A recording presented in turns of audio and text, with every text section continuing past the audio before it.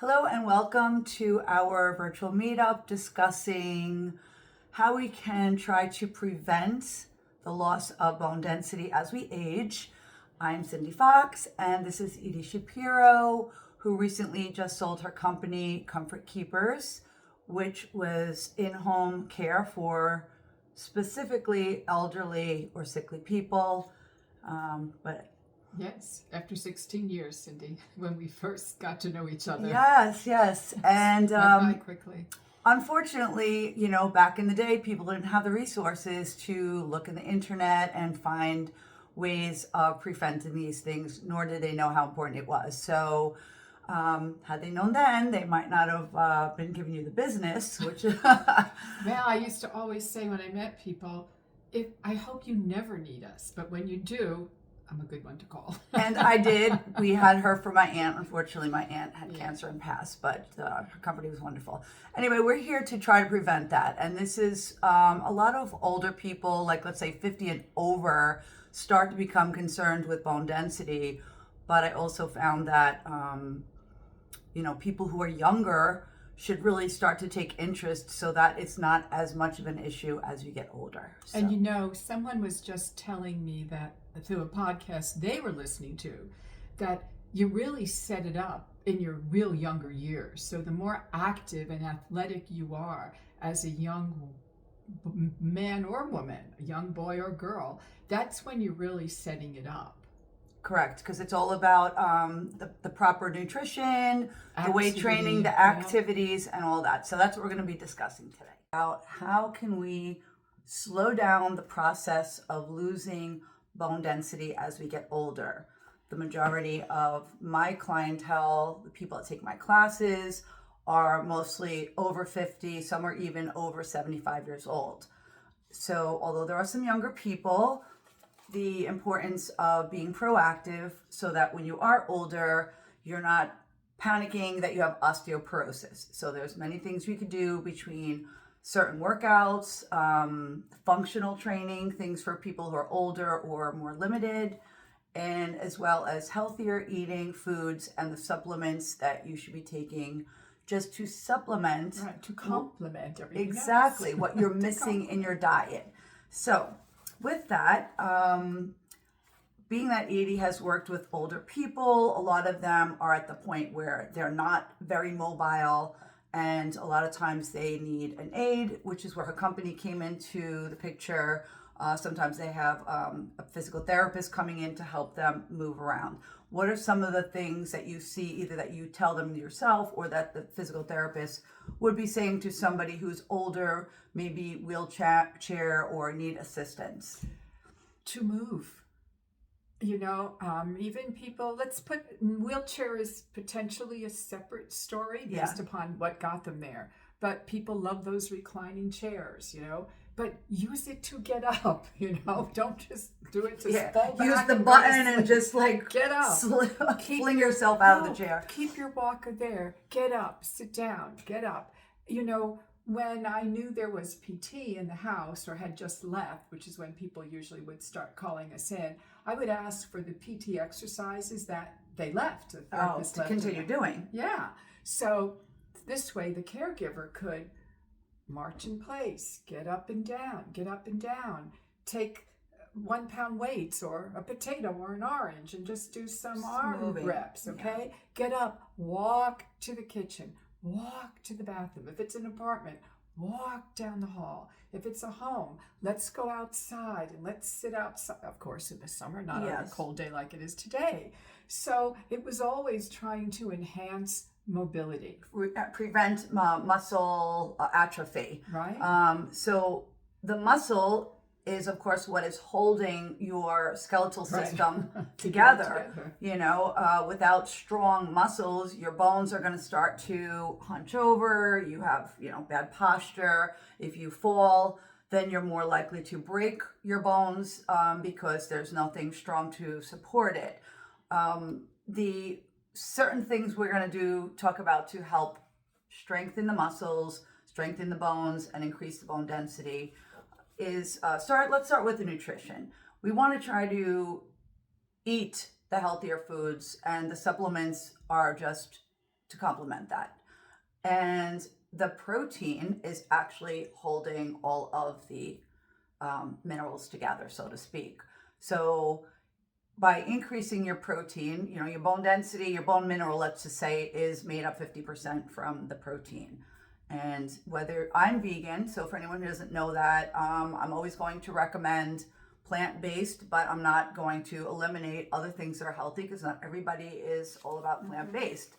So some of the things that we found that were, I have to put my glasses on now so I can see my own notes here, but some of the better proteins that, have the most protein in it for your, for plant-based proteins. Right. In other words, for the calories, for how much you could consume. I mean, some people, especially as they get older, they don't have an appetite, so they're not consuming a lot.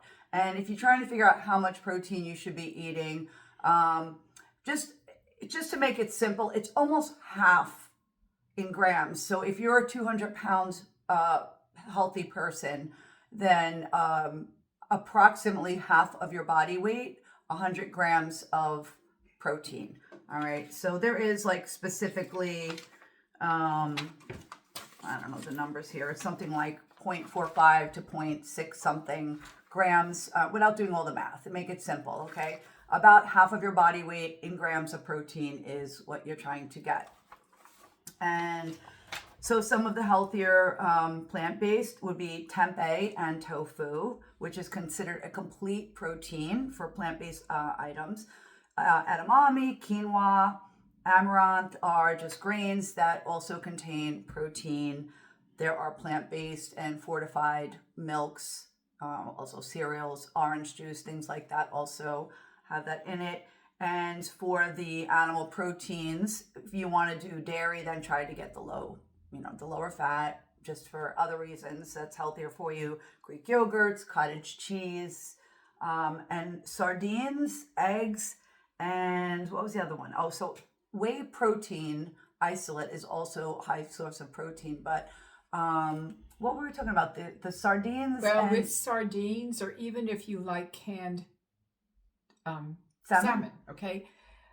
Buy it with skins and bones. So if you buy sardines that they say skinless, leave them on the shelf, right? They're not going to give you that protein boost that you need for healthy bones. And then, of course, all the omegas from the sardines. The same thing with salmon. Oh, you always want to get salmon that has the skin and the bone. And you don't taste it. It's already been poached, how they cook it in the can. But skin and bones, otherwise, leave it on the shelf. Okay. Strong recommendation. Back in the day, I actually ate salmon, but sardines was never one of my things. But it's good for you. Okay, so let's go to calcium, which your body needs to help to replenish the bone density. And from a plant-based option here, the green leafy things such as the collard greens, kale, broccoli, bok choy, and okra also are good sources of calcium. Tempeh, chia seeds. Right, all the plant-based proteins also do fall into having calcium in them. Right, right. Some are giving you both, like your almonds, white or navy beans also are protein and calcium. And what was the other one? Oh, just talking about like fortified orange juices, milk, cereals, things like that. You can also get it from there. What was the other one? No, so we were talking about magnesium. Right. Certain ones, magnesiums are specifically for bone health. And Cindy, we didn't mention this, but buying like the store brand at CVS or any other drugstore, they're not tested as rigorously as a few of the calciums that you're going to mention. And also, I use Salare a lot. I happen to like their products, but their their magnesium glycinate or magnesium citrate, they both add in muscle support and bone health. And that's part of the complete supplementation between the D3 that you've spoken about, K2, and the plant-based calciums. Right. So besides the calcium, we talked about protein, calcium, the magnesium here. Vitamin C and potassium is also important. Vitamin C you can get, in a lot of fruits and vegetables, but specifically there are some that actually you could get in both. So orange juice, kiwi, potatoes with the skin, red bell peppers, tomatoes, and papaya also have both potassium and vitamin C. So those are a few things that we'll get both, but vitamin C alone, guava, again, this cockatoo plum, I have no idea what that is, but it was on the list. The broccoli, Brussels sprouts, kale, and also strawberries, which is a fruit, but also a good source of vitamin C. Other potassium, you can get the beet greens, Swiss chard, bananas. Everyone seems to know about bananas, but white beans and lentils, dried figs, and prunes. Also good sources of potassium. And calcium. Prunes Oh, are very high in okay, and calcium. I didn't even know that. Absolutely. Cindy, what if you mentioned the 3 brands that people would find in either a Whole Foods or a grocery store, that is Wegmans or even Vitamin Shop? Yes. So when I was looking up all this information, I'm not sure exactly where you would find it, but definitely if you try, looked on Amazon. But if you look them up, I'm going to just give you the name brands, and then you could try to find them. One of them was called Garden of Life, and it's organic, plant-based. So this is specifically marine algae, which is easier on your stomach. It's easier to absorb. My Kind Organics Plant Calcium is one of them, what it was called, and it comes from organic algae. All right. It also includes the vitamin D3 and vitamin K2. Okay, so that one has that. Plant Fusion, which I have used for protein powders, and I love it. I've never actually ordered their vitamins, but now that I looked this up, I'm going to start looking into it. They also have a vegan plant-based calcium, which uses Aquamin. It's a trademark of red algae mineral that comes from, it's a mineral complex sourced from Icelandic waters. So that one says it contains 72 trace minerals that support bone matrix. So that's another one, Plant Fusion. And one other one is called New Chapter. And it is also an algae-based calcium. And the one that I've been using for years now, and people can find it online. You don't get it through Amazon or any of that, I don't think. But it's called Algae Cal Plus, and it's all marine-based. So these more marine-based are easier on our systems. And our systems weren't really meant to eat cow dairy. Right. There's just a whole other which topic is why, about that's another whole thing. Yeah. But also too, what I found out, there's always the daily recommended. Okay, it's a range. Everybody is different. Everybody requires different amounts, and it's always like very standardized tests. But according to this, 1,200 milligrams of calcium a day. However, apparently your body can only absorb 500 milligrams at a time. So if you're taking a 1,200 milligram tablet at one time, then you're probably not absorbing it all. So you might want to look for something that it says take one twice a day or something like that.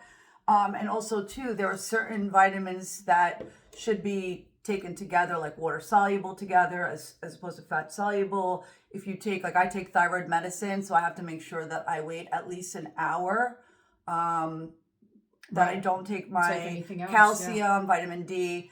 So you have to look up all these things, but those are also really good for your bone density.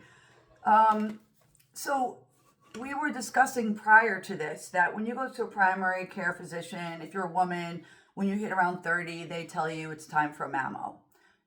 Male or female, you hit around 50, they say, oh, you got to go get your colonoscopy.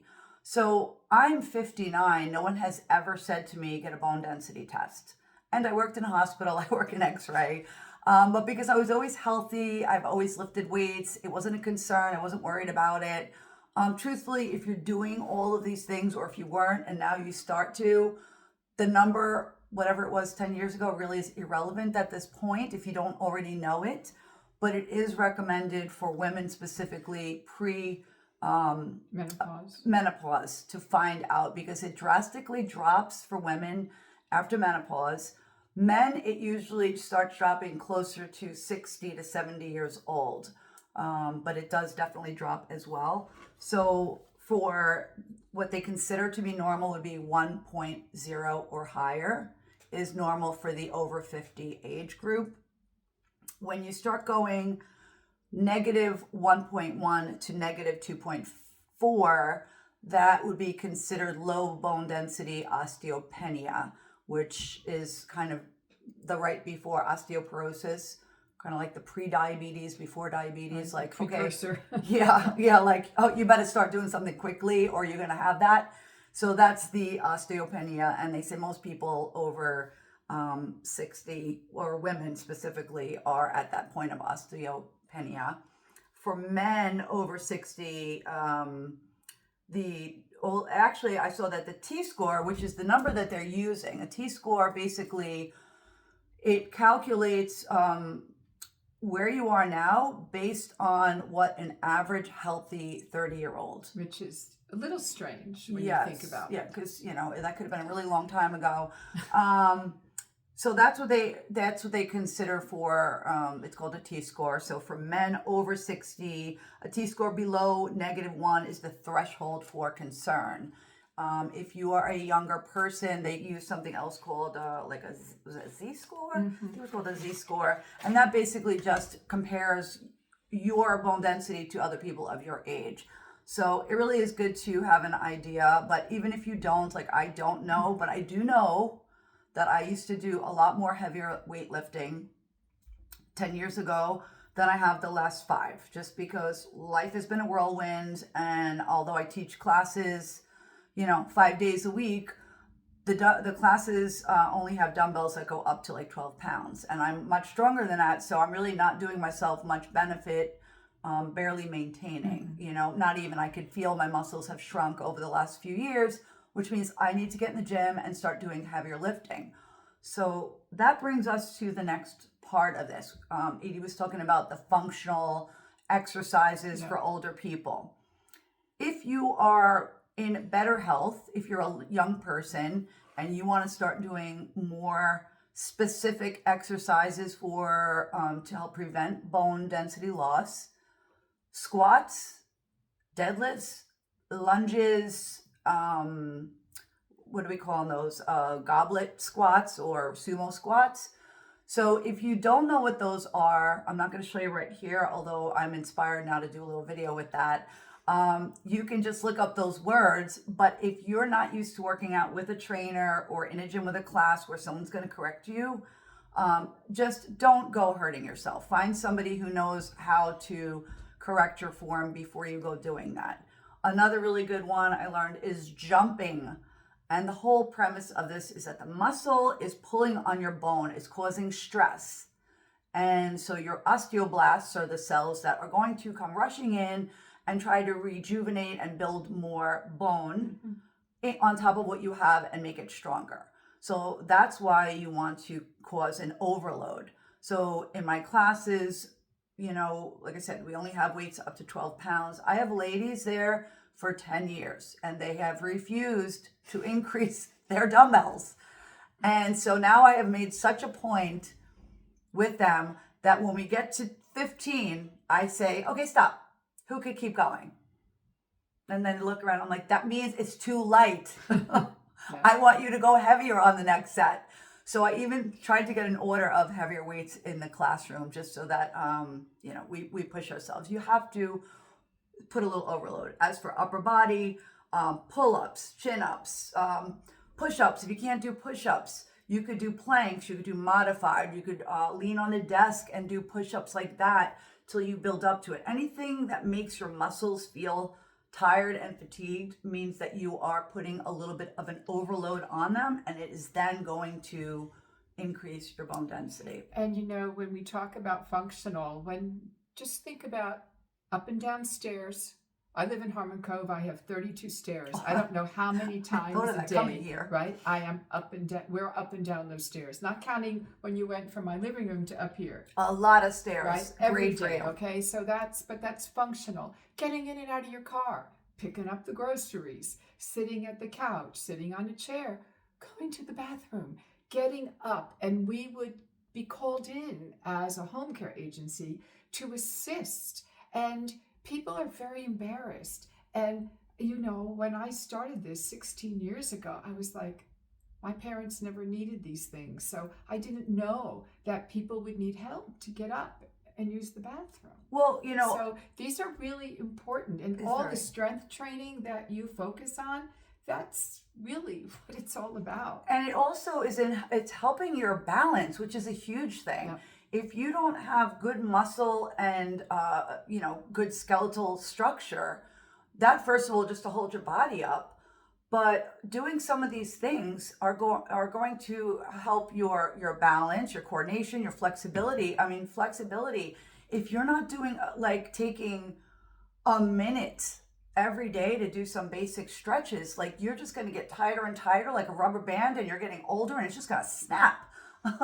And unfortunately, that's what happens. So we need to be a little bit more proactive about all of these things. Oh, and core. We didn't talk about the core. It's very important to strengthen your core. So again, if you're that's here to here, not just the tummy. Exactly. Your lower back, the upper lower abdomen, the pelvic floor, all of that.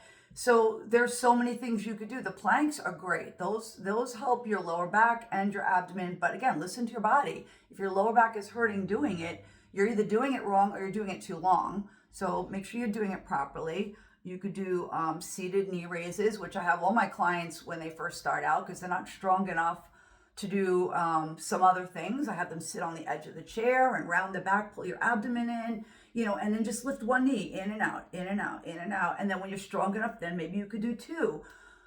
These are things without even standing and worrying about falling. You shouldn't be hurting your back. You could use the stability ball on the floor. So there's so many things that we could be doing. And Cindy, my friend who's got a 97-year-old mother just flashed in my head. That's why I heard him say that's okay. So, Cindy, the other thing for any of the audience here, your clients, if you are over 65, you're on Medicare, okay? Your Medicare plan, if it's Medicare F or G, you get 30 PT visits a year, 30 chiropractic visits a year. That's amazing. Get a script from your doctor. And if they have a problem, just say you need it for balance, you need it for strength, you need it because you see I have osteoporosis. If you have Medicare Advantage, I am not as versed, but take advantage of those 30 visits a year because they will work on these points. I go to Family Chiropractic across from Candlewick, and they work with you. If they have people coming in there with osteoporosis, they'll work with you. I went in for something else, but I do a complete body workout there. And that's perfect for what I was just saying about the specific exercises that I named, the squat, the sumo squats or deadlifts. You don't know what they are, you look them up and you're afraid to do it. Get the script and say, hey, I heard that these are really good to do. Can you teach me? That's right. Do you think that it's good for me? Is my back okay to be doing these things? How do I do it properly? I mean, that's a great way. If it's not, they'll teach you. They'll give you bird dogs, the exercises. That was the other one on the list, to really help strengthen your core and your back. Yeah. But you can get certain things based upon your level of Medicare insurance. And if you're younger and it's for, mom or dad, they won't like it, but try to encourage them to do it. Yeah, it's very important. Don't call us in to have to help. And I've done physical therapy for my shoulder, I tore something, That's right. And it helps. And even as a trainer, knowing all the exercises I do, when you're injured, you do not want to make it worse. Go to somebody who knows exactly what they're doing. Let them show you the right way. And then you could take that and do it on your own. That's what I've done every single time. I wanted to keep my flexibility good after my rotator cuff surgery. So this is really important. If you have any questions, I did take a lot of notes on this. I'm not a doctor. I'm a trainer. Edie worked with in-home health aid.